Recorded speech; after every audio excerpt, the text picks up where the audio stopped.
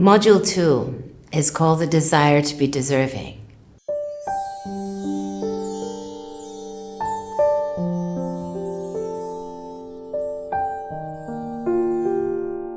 And it's about seeking to see the measure between being loved and loving.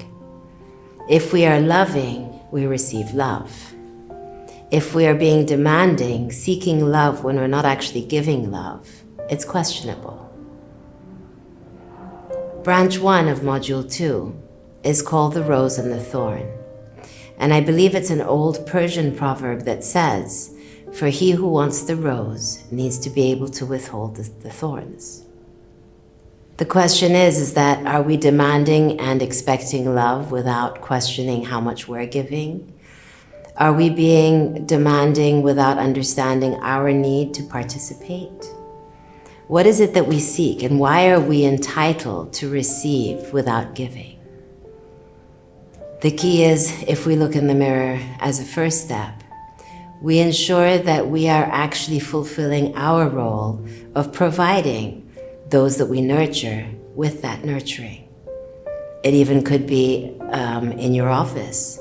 You being a CEO, are you providing your employees with the right aspects of life and security that they deserve for them to thereafter participate and give you what you deserve? Life is all about balance. A happy marriage, in any relationship, it could be a business relationship, is about finding and striking that balance. Harmony cannot be achieved if it's one person who's benefiting and the other one losing. It's a normal thing of life. It's an obvious thing.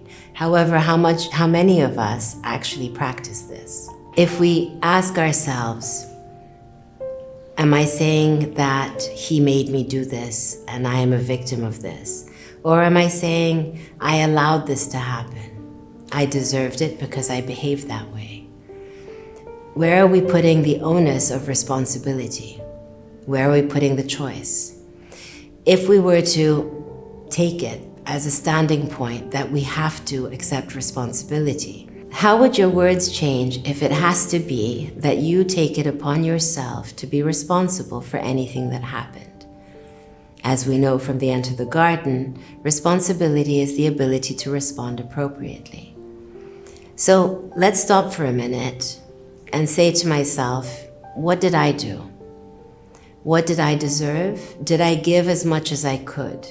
If the answer to that is yes, then question yourself from the eyes of the other person and say, if I love this person, why did they treat me this way? What motivation could they have to be difficult with me? Is there something that I'm missing? Is there something that I didn't do? Humility demands that we ask ourselves the right questions. Humility demands that we ask the other person the same questions. Being authentic, honest, vulnerable is a journey towards alignment and finding your truths. So the first question I have for you right now is, what do you want? Do you want to make peace and build bridges where you had burned them before? Is that an easier path, or would you prefer to break every tie and ruin relationships? You know, we carry the fragments of our past with us. And if, for example, you had a bad experience previously and you're measuring the person today with the same examples as the past, it's a big mistake, because your past is something separate and the people and the places and the whole context was different. And a lot of times we just repeat these stories in our minds and keep them, which are actually unhealthy for us. What if we were to let go of any stories and say all that we know is that we don't know?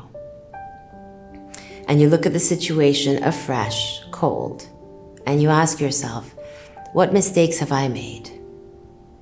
Forget about what the other person did. Let's just take it about us. Is there anything that the person did that I'm holding against them that I've actually done as well? I'm repeating myself on purpose. Have I done some of the things that I'm accusing the other one of being guilty of? The answer is most probably yes. We're all human. We all make mistakes.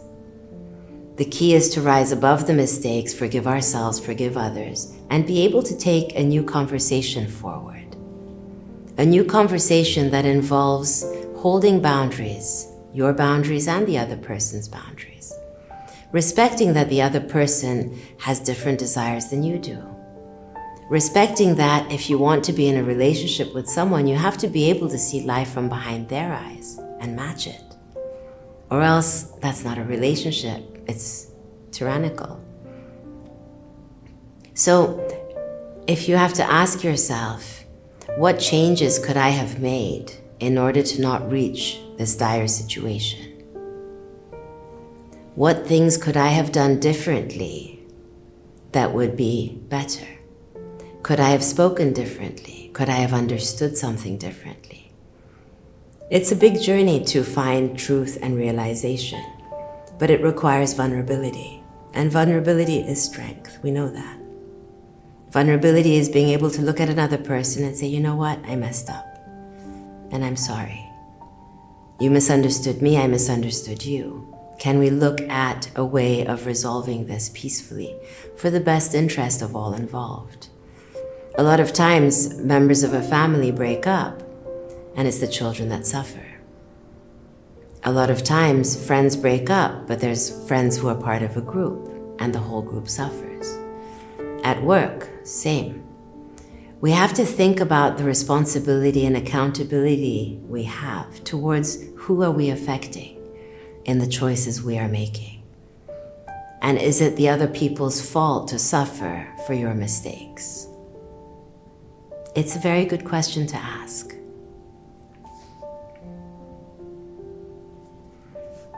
How can it be that a person we once loved is now causing us so much anguish? How is it possible that love and hate are part of the same recipe? It's indifference that is the opposite of love, not hatred. If we're indifferent, we don't care, we have no feeling. So if there's hatred, that means you're holding on to something. It's a juxtaposition. It could be your ego. It could be you don't want to be wrong. You don't want them to be right. It could be so many different pieces. If we think we're victims, how useful is it for us and how can we move forward? You know, passivity is a word that is probably one of the hardest things that people suffer from, and yet they've created it themselves. Being passive allows for no results. Being active and proactive allows you to find solutions. If we think we're not capable of finding the solutions, we never will be. We have to know that we want the solutions. And even if we don't want the solutions, just to find peace, let things go. Allow other people to live their lives and we live our lives peacefully. But being fair, being honest, being congruent, being transparent. We know that human nature is constantly evolving and people are changing every day. Nothing is stagnant in the world. If you act badly one day and you expect the person to behave the same way with you the next day, how can it be? And as we grow, as we develop, relationships develop, they transform, they change. And we are always a part of that responsibility to create the best outcome for all around us. It's not that once we've got the person next to us that's it, we can relax and do whatever we want. No, a relationship is constant hard work. It takes two to tango, as they say. So if we've become complacent or lazy, or we're feeling bad within ourselves and we take it out on the other person, is it fair? What does fairness actually mean? It means that you are on your tiptoes at your best behavior at all times. Is that possible? Yes. Is it difficult? Sure. Doesn't mean it's not possible. Why should our laziness be a cause of a rift or our issues because we're distracted or we're busy at work and the other person is being demanding? How are we responding or reacting? Are we saying, yes, I validate how you're feeling because I understand and I'm sorry and I'll make it up to you? As we've said, an apology is 3 steps. I'm sorry. It will never happen again. What can I do to make it up to you? That's what an apology is. It's 3 steps, not 1. And saying sorry, being disgruntled, doesn't help. So taking away the ego from the communication is a big step. Do you think you've taken away your ego? Or are you still trying to punish the other person and pretending to be all angry so that you get attention? Secondary gain, what is it? Someone who is ill decides to keep acting ill because they get attention. Is that fair to everybody around you? No. What are you doing? Demanding attention. We have to be fair in the way we treat other people. The golden rule, treat unto others as you would want them to treat you, stands big and it stands true. How do you feel about that? Are we willing to accept our mistakes? Once we're willing to accept our mistakes, because we don't have a choice, regret is useless. Do you have regrets? Are you able to make amends? If we're able to make amends with our own mistakes or forgive ourselves, we have to do one or the other because crying over spilt milk is useless. Why not give the other person a chance as well? Give the other person a chance to breathe peacefully. Allow a dialogue. Allow breathing space.